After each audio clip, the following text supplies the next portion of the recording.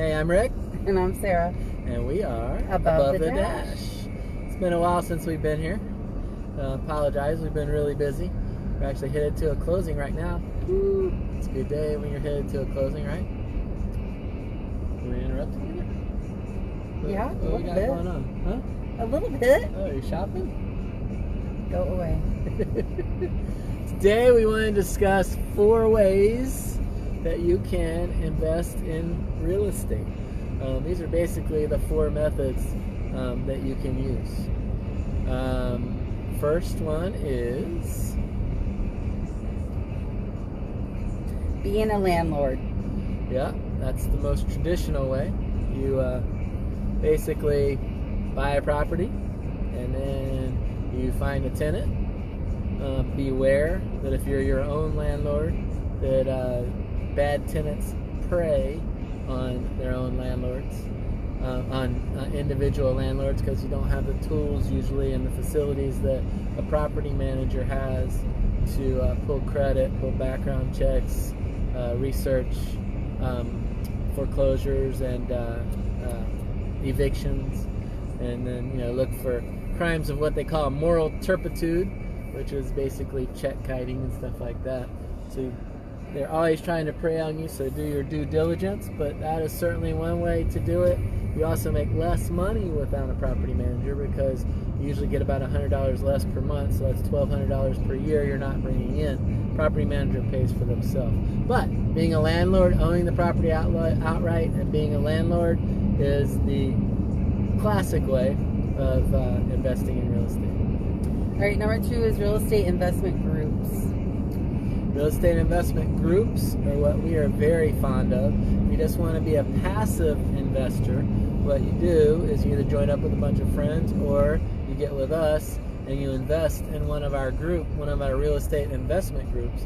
And what that does is you get your percentage or share of the group ownership, and then the profits are distributed based on what your investment level is. It can be $1 million or it can be $10,000.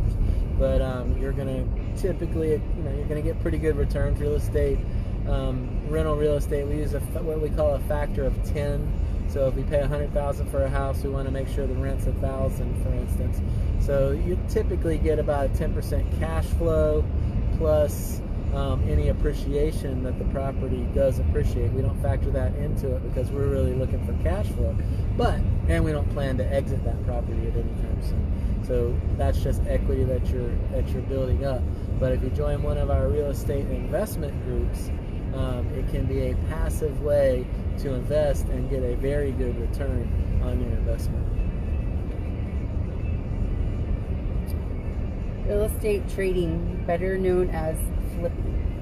Yeah, flipping has been very popular. It's all the rage on all the home improvement shows. However, flipping is wonderful when the market's going up. But as soon as the market flattens out, flipping becomes extremely difficult because you have to get a great deal, and then you have to be able to put the money in it, and you have to have a market to sell it in. With the market softening a little bit, flipping is going to start to disappear.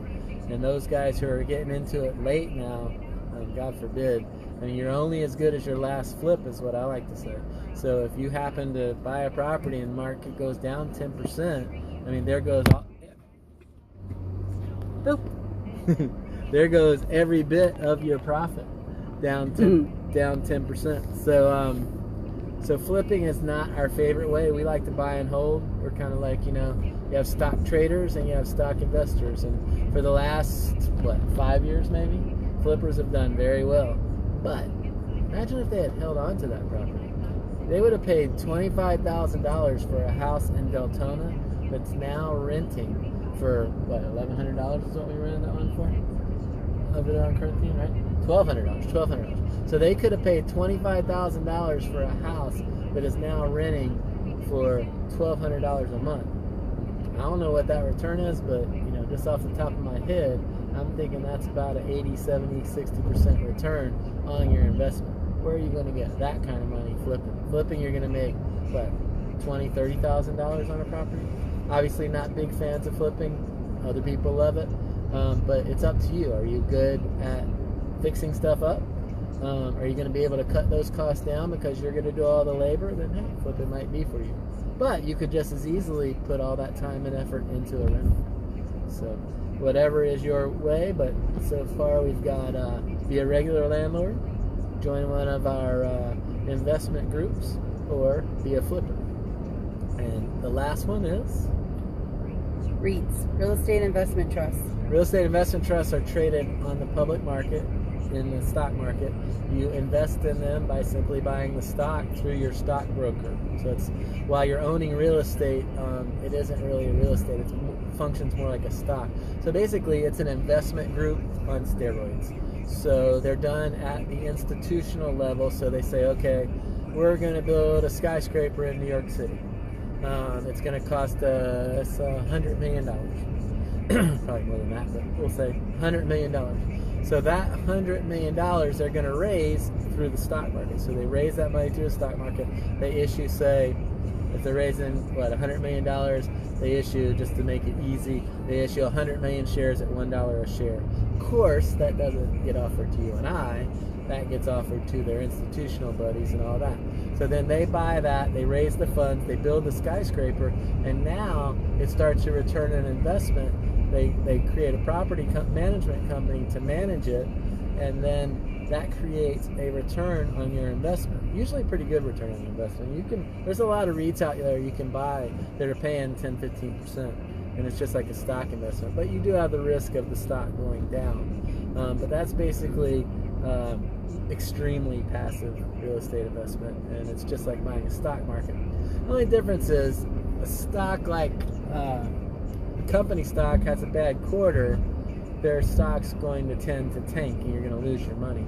You still can obviously lose your money in a REIT, but it's a lot more stable because you basically, the great thing about any investment in real estate is it is very stable income. If you have an apartment complex of 100 apartments and a 5% vacancy rate, that means that 95 of your apartments are always full.